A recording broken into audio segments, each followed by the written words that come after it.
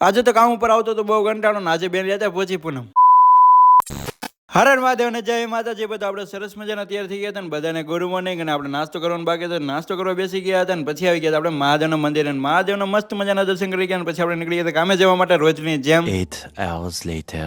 અને આજે તો આપણે ગામ ઉપરથી વહેલા છૂટી ગયા હતા, કેમ કે આજે આપણને ભાઈ કામ કરવાનું મન જ નહોતું ને કામ કરવાનું કંટાળો પણ બહુ આવતો હતો. ને પછી આવી ગયા આપણે ઘરે લઈ લીધો નાસ્તો, કેમ કે આપણે નાસ્તો કરી થોડો કંટાળો ઓછો થઈ જાય. ને પછી આવે ને આજે બેન રહી હતી વચ્ચે પૂનમતા, પછી અગાસી પર ચાંદો જોવા જવું પડે.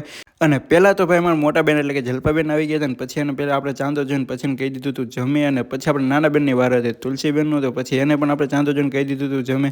અને મને એને ઉતરતા હતા ને તો પછી મને વિચાર આવ્યો કે આપણે બેનનું આપણે જમે કેવી છે, રમવાનું કીધું એ શું આખી રાતી રમે, તમારું શું કહેવું છે મને કોમેન્ટ કરી દેજો.